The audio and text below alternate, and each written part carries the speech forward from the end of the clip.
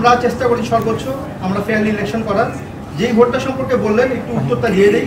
এবং আমরা যেহেতু ভোট কাউন্টিং হয়ে গেছে আমরা প্রাথমিক ফলাফল ঘোষণা করলাম। আমি ব্যালট পেপারটা মিডিয়ার সামনে দেখাচ্ছি যে একটা এখানে আপনার যে একটা ভোট বাতিল হয়েছে। এখন আমরা কোনো সিদ্ধান্ত দিব না, বাট আগেই বলে রাখি এই যখন আমরা ক্যাটাগরি 3 ব্যালট পেপারগুলো নিলাম, 2 জন প্রার্থী আমাদের একদম রিটার্নিং অফিসারের পাশেই ছিলেন, একজন প্রার্থী কিছু দূরে তার একজন প্রার্থী ছিলেন, তারা ফিজিক্যালি 2 জনই ছিলেন, তাদের কোনো এজেন্ট ছিল না। ইনসিডেন্টালি প্রথম যে ব্যালটটা আমরা পেলাম সেই ব্যালটটা হচ্ছে এই ব্যালটটা। আমি কি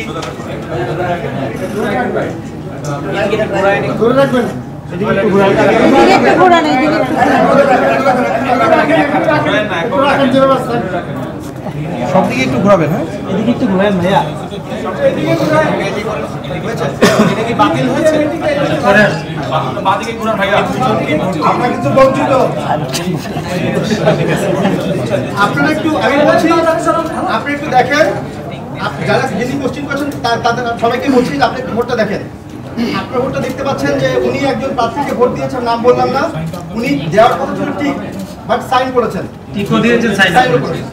এখন এখানে এদিকে যখন উনি আপত্তি দিলেন তখন আমরা বললাম এই ভোটটা আমরা আপত্তি ভোট হিসেবে রেখে দিলাম, এই বিষয়ে নির্বাচন কমিশন সিদ্ধান্ত নিবে, আমরা প্রসিড করি। বাট উনি এমন একটা সিচুয়েশন তৈরি করলেন যে এইটা সিদ্ধান্ত না নিয়ে এটা প্রসিড করা যাবে না।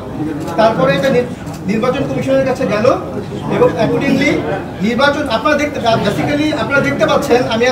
আমরা কোনো ওপিনিয়ন দিচ্ছি না, কারণ আপনাদের সবার দৃষ্টি আকর্ষণ করছি ব্যালট পেপারে। আপনারা দেখতে পাচ্ছেন যে উনি আসলে কাকে উইন করেছেন, কাকে ভোট দিয়েছেন, কোনো অস্পষ্টতা আদৌ আছে কিনা। তারপরে নির্বাচন কমিশনকে যখন রেফার করলাম তারা রুলিং দিলেন, ঠিক আছে এই ভোটটা আমরা বাতিল করব। এটুকুই আমরা বলবো, আর আমরা কিছু বলতে চাই না। এটা আপনাদের জানবেন, আপনারা বিচার করবেন।